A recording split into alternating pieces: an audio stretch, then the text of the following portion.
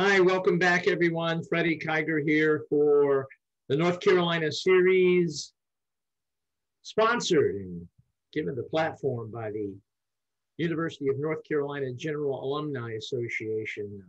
So many people, Douglas and David and Grant, all make this possible. They deserve a lot of applause for putting up with me. But yes, we pick up today with the second portion of Coach Dean Smith and the years 1961 to 1974. And perhaps just think about it, on February the 28th, his birthday. Might stop and reflect a little bit. But we pick up with the sophomores, now sophomores, from the freshman team. And the highly expected 66-67 team, yes, poised for great things. And sure enough, out of the gate, they came flying. They won 16 of their first 17 games, were ranked as high as number 2 in the nation. And the success was wonderful. Yet Smith felt a pressure he had not felt since Chuck Erickson's comments after the effigy incidents. It hit Coach Smith before the December 20th tilt with Florida State down in Tampa. Coach Smith lingered in the dressing room while his team warmed up on the floor. Negative thoughts poured into his head. He felt claustrophobic. He felt anxious. Then something entered his mind which cleared his, if you will, crowded head. He thought to himself, this is ridiculous. Well, his team went out and beat Florida State 81-54. And from that night on, Coach Smith made the decision to go to the floor with his team for warm-ups and not stew in the locker room. The reality check was perfect, for as this team headed for the ACC tournament, it was 21-4, ranked number 3 in the nation, and had just won their first ACC regular season title under his tutelage. And yet, headed to Greensboro, as we've made clear earlier, one loss and your season was over. Pressure from the tournament itself and added pressure to beat teams that perhaps you may have already beaten twice in the regular season. That's why Coach Smith always held something back for an opponent in the tournament. If the Heels' best chance was to hold the ball to beat a team, Carolina would wait until the tournament to show its hand. If the team didn't like to play against the zone, he wouldn't play zone against them until the tournament. Or during the regular season, the Heels would play some maverick defense just to give an opponent something else to worry about. Invariably, Coach Smith wanted to force opponents to react to what Carolina was doing. Well, just before the tournament, Smith Barrier of the Greensboro Daily News picked Duke to win the tournament. Larry Miller cut out the column. He pinned it in his locker. Barrier was almost right. Almost, for Carolina struggled past 8th-seeded NC State 56-53. Handled Wake Forest by 10, 89-79. Then came Duke, and the Heels clicked on all cylinders, whipping them 82-73, and in doing so, won their coach his first ACC tournament as a head coach. Larry Miller, who had 32 points and 11 rebounds in the title game, was named the tournament's most valuable player. He even showed Barrier's column to the press. And the good-natured reporter from Greensboro laughed when he saw Miller produce it. Yet, it was time for celebration. Coach Smith realized his team was physically and mentally whipped. Now, the Heels were fortunate to have a first-round bye, so to relieve some of the pressure, practice before the East Regional in College Park, Maryland, included volleyball. It must have worked, for wins against 5th-ranked Princeton and 9th-ranked Boston College propelled the 4th-ranked Heels to a place that they had not been since 1957, the Final Four. Now, everyone, and I mean everyone, dreamed of a UCLA-Carolina final. But in the way, a Dayton Flyer team led by Don May. An early Carolina lead evaporated, and Coach Smith and his charges were reminded of the dues one must pay in such rare air as the national semifinals and finals. Dayton advanced 76-62. I remember personally how sorely disappointed I was. Deflated, the Heels lost to Elvin Hayes and Houston 84-62 in the then consolation game. That night in Louisville, Carolina fans chanted, "We're number 4," rather than be angered. Coach Smith loved it. He felt a rush of gratitude to be at a school and at the pinnacle of competition of the sport he coached. He never forgot that chant and the place he put it to keep perspective in his never-ending drive to excel. The season was over, but mountains had been climbed. And now another ascent, but one on a far different plane. The recruiting of one fine young man, Charles Scott. We could spend an entire evening just on his story alone. And I heartily recommend Art Chansky's Game Changers, a work which details the issue individually for Scott and integration here overall. Coach Smith has been called courageous, but no surprise, he never thought in a matter of courage. He simply thought it was just the right thing to do. His Christian faith and his own rearing prepared him for this episode in life. His own father had dared to defy local bias to give an African-American player a chance to be on his team. Smith also had the added support of Crusader Bob Seymour. It was he who called Coach Smith after Congress passed the Public Accommodations Act to ask Smith if he would accompany him and a black student to the Pines restaurant for dinner. And this was not when Smith was head coach, and Scott was the athlete to be invited, but when Smith was still an assistant under McGuire. Well, the three made plans, walked into the Pines restaurant and took a table.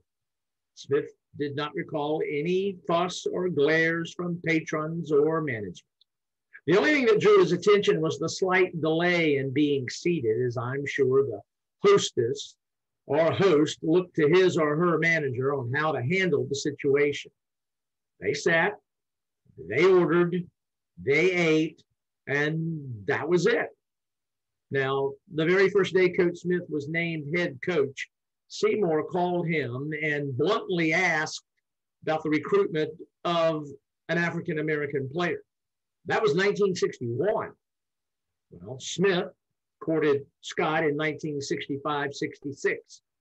And he was not the only one. For McKinney at Wake and Lefty Drizel at Davidson explored the same course. And Bud Milliken of Maryland already had a black athlete on his team. And you may be surprised, but Charles Scott was not the first black player that Smith looked at. The very first was in 1963 or 64. A young man from Greensboro's Dudley High School, Lou Hudson, was ranked third in his class at Dudley, but upon investigation, his SAT scores were just shy of Carolina's standards. He went on to Minnesota, where he became an honor roll student, and then went on to the NBA, where he became an all-pro for the Atlanta Hawks. Then, just a year or so later, a second opportunity.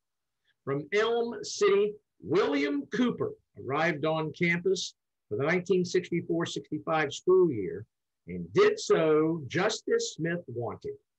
Without fanfare, he was just another student. He came out and played on the JV team that year, but in the first week of varsity practice as a sophomore walk-on, he met with Coach Smith. You see, he was concerned about the balance between athletics and academics. He wanted to major in business and felt the commitment to basketball was just too much. Coach Smith asked him to take a couple of days to think it over, but displaying a different kind of courage, Cooper decided to leave the team. Instead of Charles Scott, it could have been Lou Hudson or William Cooper, the first Black athlete ever at a predominantly white university in the South on the varsity squad. Cooper graduated from Carolina and became an officer in the United States Army. Later, he sent 2 children to Carolina. One was Tanya Cooper, who many of you may remember played on Carolina's women's team from 1992 to 96. His son, Brent, played on the JV team in 1991-92. The first time Coach Smith heard about Charles or Charlie Scott was January the 15th, 1966. It was on the bus ride back from a disappointing 1-point loss to Virginia that Carolina's play-by-play man at that time, Bill Curry, told Smith that old Lefty's got himself a black player coming in next year, but he's visiting Duke this weekend. Curry told him that Charlie Scott was a 6'5" forward from New York who was lighting it up down at Laurinburg Institute. He also excelled in the classroom.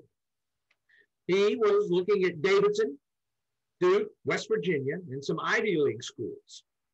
Well, back in Chapel Hill, Smith dispatched one of his assistants, John Lotz, to investigate.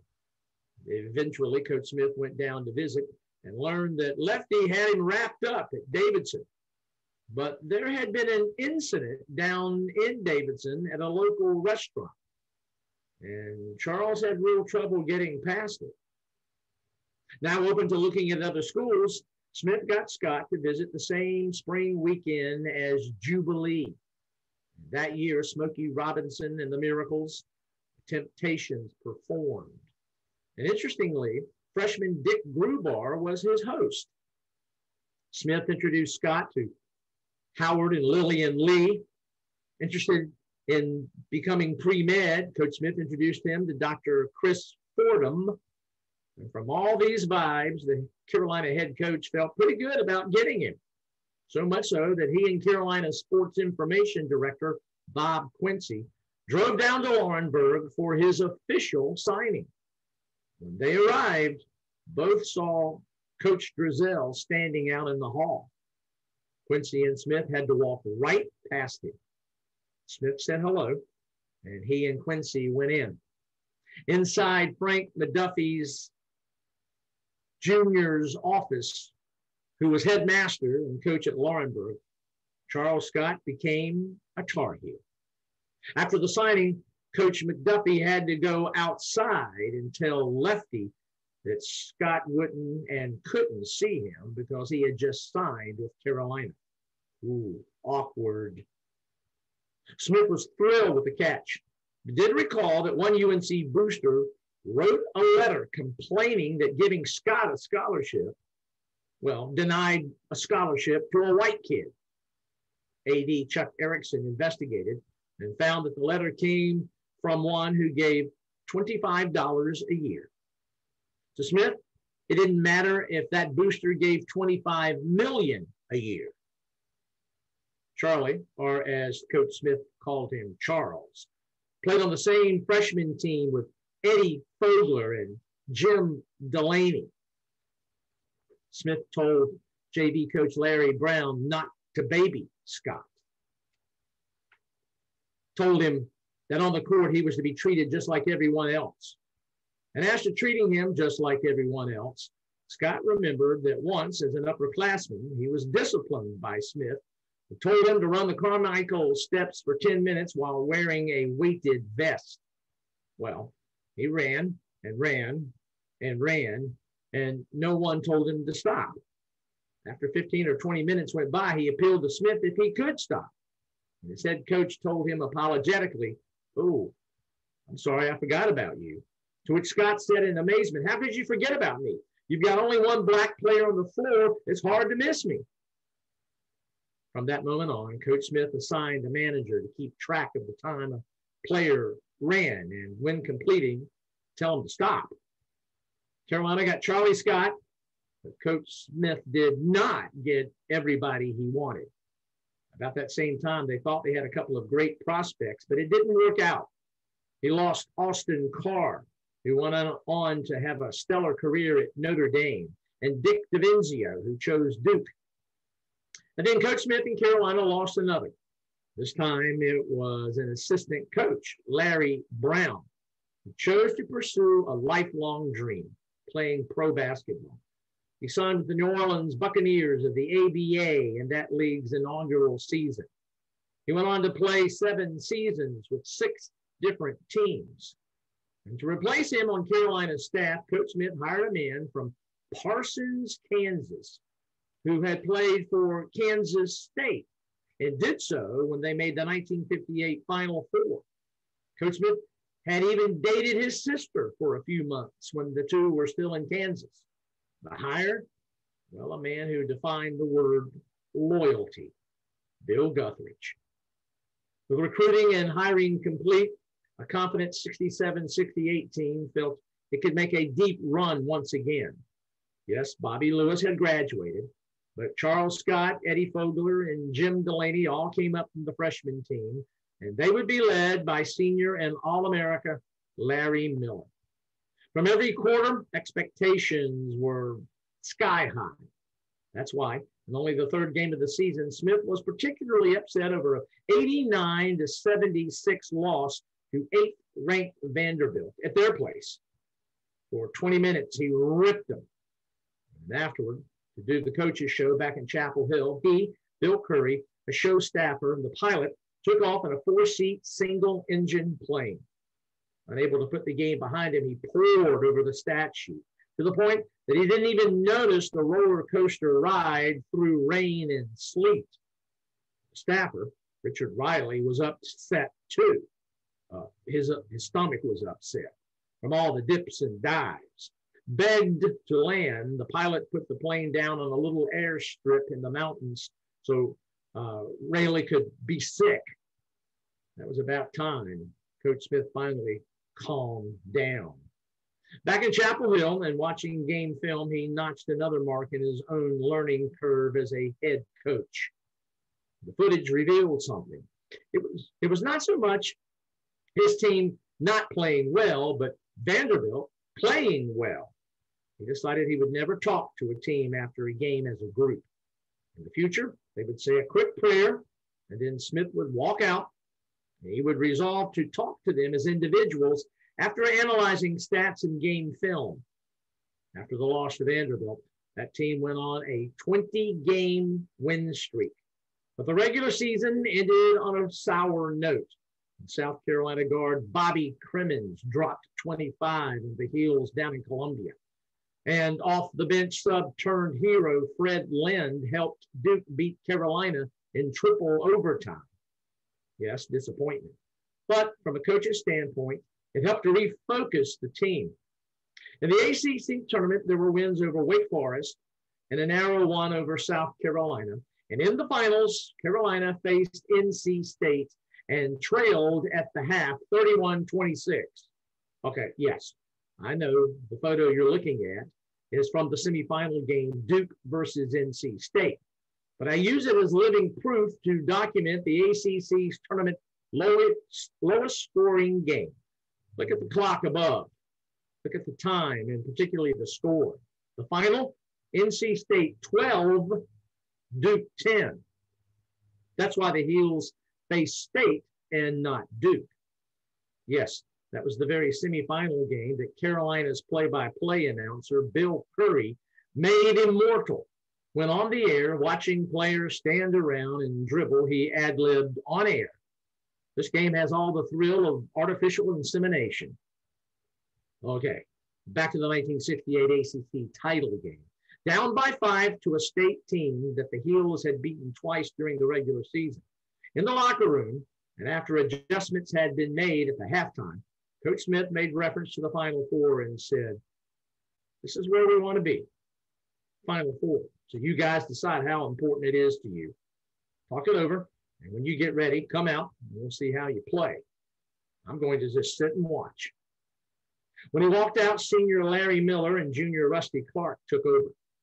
Clark, so incensed that he might lose to a high school teammate, Van Williford at State, was fiery. So much so that in the second half, the future trauma surgeon threw a punch at Williford in retaliation and was ejected. No matter, the Heels took care of business to the tune of 87-50. Still, the most lopsided score in an ACC tournament final.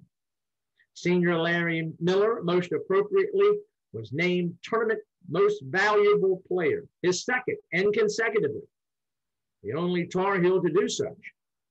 Dispatching St. Bonnie and then Lefty's tough Wildcats at Davidson, Carolina headed to the second straight Final Four. This time, there would be no overlooking the semifinal opponent. Ohio State took it on the chin, 80-66. It was Carolina's first trip back to the national championship game since 1957. And like that year, another giant awaited. This time, it was Lou Alcindor. After he and his fellow Bruins eliminated Houston, the Heels found, well, they had no answer for him. The future Kareem Abdul-Jabbar went 17 of 21 from the field, scored 34 points, and the Heels lost 78-55. The worst margin of defeat in a title game until Duke lost to UNLV 103-73 in 1990.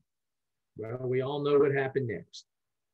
After back-to-back ACC regular season titles and ACC tournament championships, Carolina and Smith returned to the Final Four in 1969, but not after some troubled times in a troubled era. One revolved around Charlie Scott. The gold medalist in the summer games in Mexico City, a Carolina player who averaged 22 points and 7 rebounds his junior season, a member of the ACC regular season champion, and an All-America, was not voted the ACC's Player of the Year. That award went to John Roche of South Carolina, a sophomore on a team that finished second to Carolina in the ACC standings. And the vote wasn't even close, 56-39. Coach Smith was furious, but acknowledged that the slight fueled his team. And in the 1969 ACC tournament final, Charlie Scott blew up. His Heels down by 11 to Dick DiVinzio and Duke at the half, and with 2 Carolina starters out, Grubar due to injury and Bunting having fouled out. Well, in the second half, Charlie Scott put on a clinic. He hit 12 of 13 in the second half, 17 for 23 for the game, finished with a career-high 40 points. The Heels won their third consecutive ACC tournament title, 85-74. Charlie Scott was named Tournament Most Valuable Player. And a little later, some justice, ACC Athlete of the Year. Many still remember Charlie's March 15th heroics in Maryland's Cole Fieldhouse. Davidson's Lefty Drizel had made it clear before that game, I'd rather die than lose to Carolina again. Well, somebody start writing the obit. Well, we all know what happened. The clock winding down to zeros, a 32-foot shot from the top of the key. Bottom. Carolina bench erupted. Third consecutive East Regional title. Third consecutive to the Final Four. And yet, the Heels that arrived in Louisville, well, they were not the same team. Without Grubar, who had gone down with a knee injury in the ACC tournament final against Duke, Carolina ran into a hot Rick Mount and Purdue and was rudely bounced in the national semifinal game, 92-65. But so ended a remarkable 3-year run. That 1969 class of Grubar, Clark, Bunting, Tuttle, and Brown, well, they went collectively 81-15 in their 3 years of varsity ball. And as Coach Smith always responded when pundits talked about the 3-year run, he made clear, no, that run ran into the early 70s. In his mind, it was a tremendous 6-year span for Carolina, won the NIT title in 1971 when the NIT was a tough tournament, and went back to the Final Four in 1972. And yet, as life always does, with the ups comes the downs, the things that keep us humble and grounded. As the decade of the 60s wound down, well, perhaps Coach Smith spent too much time at work, and his marriage suffered. In his own words, he and his wife Ann did not argue, but rarely talked except about the kids. In 1970, he moved in with one of his assistants, John Lotz, who at the time was still single. For both he and Ann, it was a difficult time. 3 years later, their divorce finally. We have mentioned several times tonight that the 60s was a decade of trial and error, of experimentation, of discovery, the vital processes in the journey of honing one's craft. It was during his first 10 years that the foundation was laid for what we would later know as the Carolina way. Well, Coach Smith always shied from using that term, just as he winced when someone called his program the IBM of college basketball, or the Carolina system, or remarked about the Carolina image.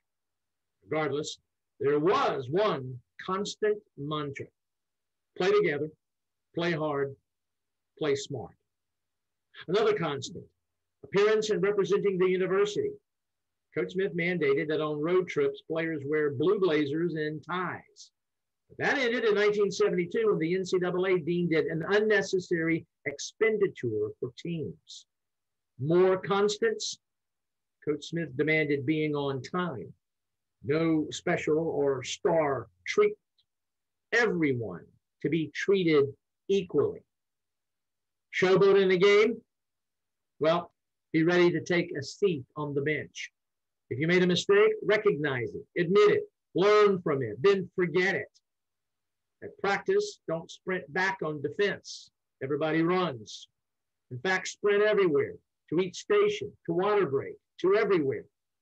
Each day for practice, an emphasis for the day and a thought for the day. Come to practice and not be able to recite either when asked, everybody ran. Those practices were clockwork, each drill timed and coordinated, every practice graded. That ensured competition, and therefore practices were competitive. Practice, repetition, going over every possible game situation, which made in-game situations routine. I will never forget, as you look at one of the mantras in Coach Smith's program, respect, a Wake Forest player telling me that if it was a close game, he, as a Wake Forest player, always expected that Carolina would win. Boy, does that speak volumes from an opposing player assessing what Coach Smith and Carolina would do, being prepared for any kind of situation. There was nuances and constant reinforced principles, and those became pillars for a wildly successful basketball program. And here are a few other pillars. We've been staring at respect, and it was so important to Coach Smith, not only for the team, but teammates, authority, the game, and opponents. And if respect drove the program, then defense was the program's cornerstone. And then there were tactical points. You make a steal, pitch the ball ahead, take good shots, demand unselfish play, praise unselfish play, thank the passer, give him a point, put statistics in proper perspective. And Coach Smith would do that constantly. Player stats were not listed statistically from top to bottom, but alphabetically. And then orient freshmen. There are a few who struggled with this, but in practice, freshmen shagged loose balls. They loved film and video equipment. Ask Michael Jordan about that. Now, in 1973, the NCAA made freshmen eligible for varsity play. Coach Smith always regretted that change. Another mantra, another pillar, be fair in handing out punishment. Seniors made team rules. Coach Smith enforced them and did so without regard to press clippings or academic class. When he did criticize, his medium most often wasn't anger, wasn't F-bombs or cursing. It was through sarcasm. In fact, in my entire experience and speaking for others who were with Coach Smith in day-to-day experiences far longer than myself, no one ever heard Coach Guthridge or Coach Smith curse. Another, be punctual. Phil Ford today, even as I speak, still sets his watch 10 minutes past. Stand up for a teammate. His past and ongoing experiences form for him the following personal standards. Be honest and consistent with players. Coach one game at a time. And be true to himself. There is no question that during these formative years as a head coach, each day, each recruiting trip, each practice, each game provided an ongoing laboratory for what he and his program would stand for. There is no question. He did like to be in charge, and he did not like surprises. He believed that the more each of his players sacrificed, the higher price each paid in personal terms, well, the more one day would all mean to each player. In terms of recruiting, he, if you will, came off like the local minister who, before the parents of a recruit, demonstrated without question that he was as committed to their son living a good life as he was to ensuring their son would win a lot of basketball games. As he was honest and forthcoming to recruits, he was probably best with parents, ones who raised their own children under a strict code of values. In homes, he sold not only a program, but a university. And he made clear that Carolina's past, its history and traditions would open doors to the future. And those that played here under Coach Smith were more than willing to be ambassadors for Carolina after they moved on. What recruit wasn't awed to get a call at one time from a Billy Cunningham or Rusty Clark, or down the road from a Mitch Kupchak, or a guy who would wear number 23, and forever acknowledging that this program was family. When players graduated, Coach Smith kept in touch. Countless stories survive. Former players, before making great decisions, called upon him for advice. You see, once his players moved on, the head coaching veil he crafted and employed, well, it was pulled back. No longer their coach, he was their mentor, their friend. Perhaps his most obvious gift to his players is influencing them not by word and phrase, but by deed, by the very way he lived his own life. Now, we must be objective. All this has been laid out with a distinctive Tar Heel spin. Students and fans of other schools had their own takes, and more times than not, they were not positive.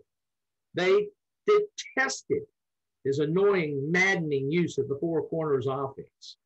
Many were certain that game officials cowered in Smith's presence and absolutely hated that Smith always came across as higher and mightier. Oh, how he was despised in some camps. And yes, sometimes that included other coaches. Once Duke's Bill Foster seethed, I thought Naismith invented the game, not Dean Smith. There were coaches, Terry Holland and Rick Barnes, who were extremely bothered by the fact that Coach Smith talked to their players. And yes, I can attest, I heard it. The berating of Mark Ivoroni at Virginia or Iker Iturbi of Clemson. But Coach Smith justified his comments by explaining that he was trying to protect his own players from their dirty play. Now, let's be clear. Just as Coach Smith would say to you if he were with us right now, he was human. A coach, a human, that prided the success of his players far more than his own. Just ask Bob McAdoo and James Worthy and Michael Jordan when he encouraged them to leave his program because it was best for them. This evening, we begin with a date at our beginning of part one, January the 6th, 1965, the first hanging in effigy of Coach Smith. But we'll finish with two more dates. First, Saturday, January 29th, 1972. Maybe some of you were in Carmichael that day. For the 1970-71 team, two-time All-American Charles Scott was gone.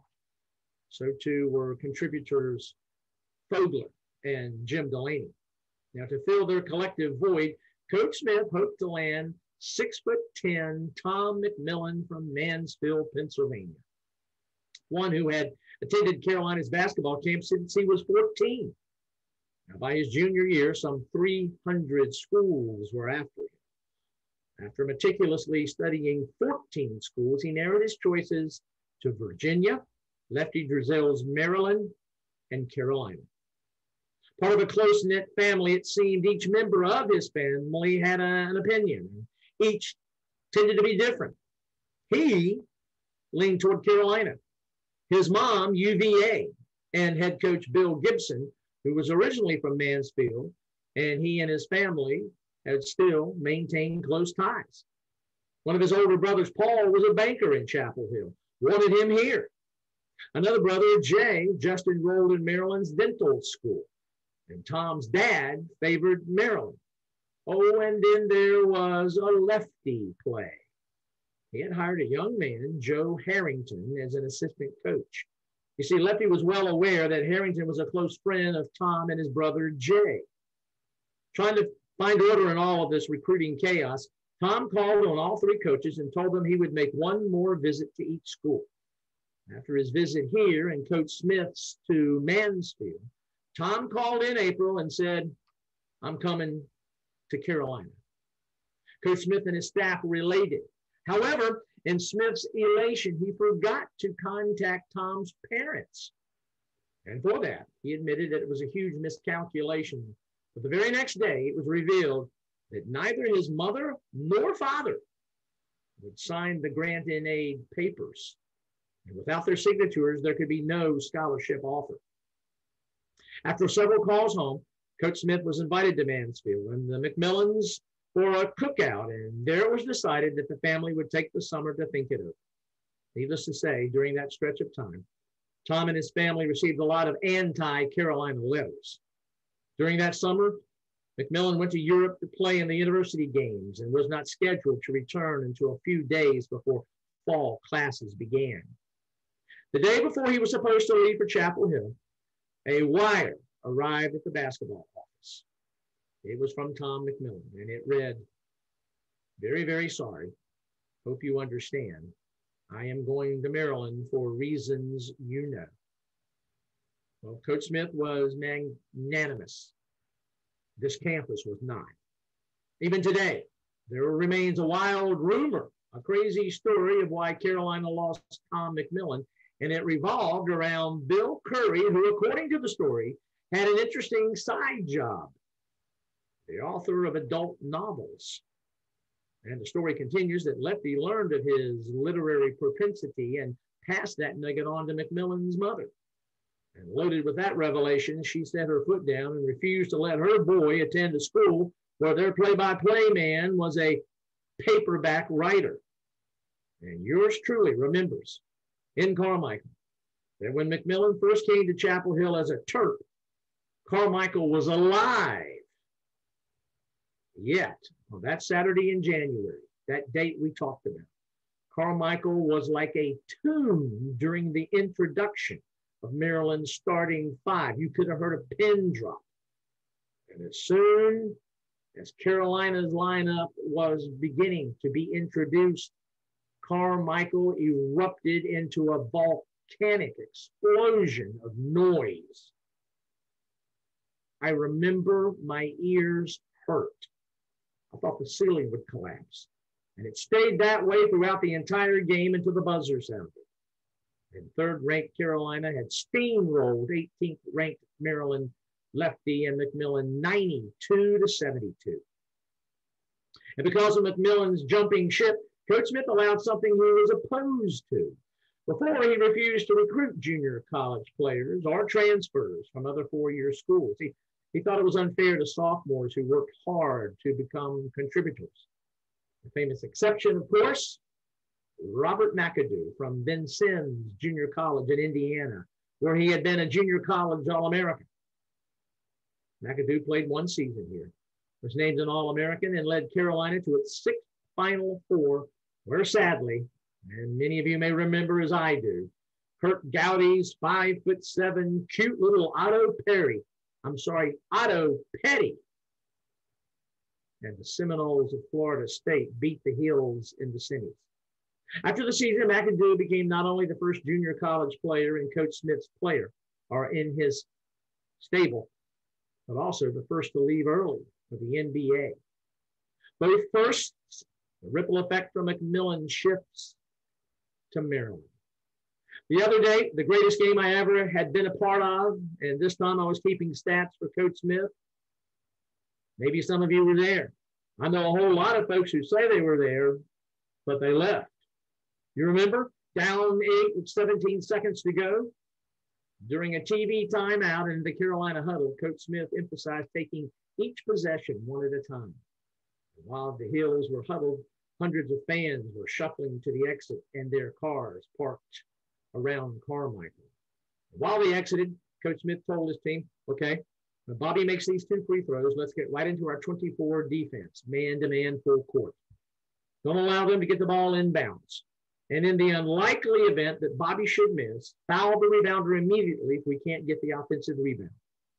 Back on the floor, Bobby Jones hit his 2 free throws and narrowed the margin to 6. In Duke's attempt to get the ball in bounds, Carolina's pressure defense created a turnover. Bill Fleischer's inbounds pass bounced off Carolina's Ed Stahl's legs. Walter Davis picked up the loose ball, fed John Kuster, and he laid it in and called timeout in one motion. The flood leaving Carmichael slowed a bit. In the huddle, Smith smiled and told his team, hey, you have them thinking down there they could lose this game. Let's play 24 defense again. If they get inbounds, foul immediately. Well, back on the floor, there was another errant inbounds pass. This time the ball bounced off Tate Armstrong's legs and rolled out of bounds. Then a Carolina play that had been practiced repeatedly. A play to free freshman Walter Davis on the right side, and it was inbounded to him. He shot, missed. Bobby Jones out of nowhere rebounded and scored. Another Carolina timeout. Now the Heels were only down 2 with 6 seconds. Fans were now standing in the exit and aisles, and some re-entered when the volcanic roars from Carmichael drew them back inside. Once again, in the Carolina huddle, Smith calmly said, if they get the ball in bounds, foul immediately. Well, third time was a charm. Duke got the ball in bounds to Pete Kramer, who was immediately fouled. 4 seconds left. One of the best free throw shooters in the ACC, Kramer went to the line with Carmichael alive with noise. Missed the front end of a 1-and-1, and Ed Stahl grabbed the rebound, and the Heels called their last timeout. In the huddle, Smith, calm and smiling, quipped, isn't this fun? Thinking that Duke would try to keep Jones from getting the ball, Smith decided to use Bobby as a decoy. The call, sideline fast break. Advance the ball where teams are rarely taught to defend. Not the middle of the floor, but the sideline. Back on the floor, sophomore Mitch Kupchak faked the pass to Jones, then made a baseball pass to Walter, who, after setting a back screen for Bobby Jones, broke free. He was free because when Kupchak faked the pass to Bobby Jones, 3 Duke players converged on Sweet D, and he had the ball all by himself. 3, 2. Walter took 3 long dribbles, and at 1 second left, launched a 32-foot jumper. And the flight of the ball from where I sat courtside keeping stats for Coach Smith, it was a prayer. I and we watched the ball hit the right top corner of the backboard, kiss downward left, and as the clock hit 3-0, string music. Down 8 with 17, 2 made free throws, 2 steals, 3 field goals, and the last one, well, God had to have been a Tar Heel that day. Walter's prayer answered at the buzzer, overtime. And if we had anyone anywhere on campus, I'm sure the needle jumped, for the explosion in Carmichael was Richter scale stuff. Without a 3-point shot, down 8 with 17 seconds, overtime. And while the team in Carmichael exploded, there was a smiling man along the Carolina bench, calmly waving his team back to get ready for a little more work in overtime, to remind them they hadn't won anything yet. The Heels prevailed 96-92. Indeed, as Woody called, unbelievable. From that moment on, no one ever thought about hanging Dean Smith in effigy again. Oh, and 86 miles to the east, in Rocky Mount, North Carolina, that same day in March, a father and son were watching the game.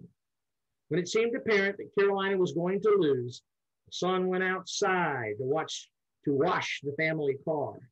A few minutes later, he came back in to find his dad still sitting in front of the television, and the game still going on. Confused, he said, "What's happening?" And disbelievingly, Bill Ford Sr. told his son, Carolina tied the score and we're in overtime. Phil Jr.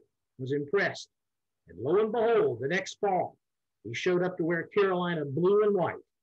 And that's exactly when and where we will pick up the story when we next document the career of Dean Smith. Thank you for joining us. This is Freddie Kiger.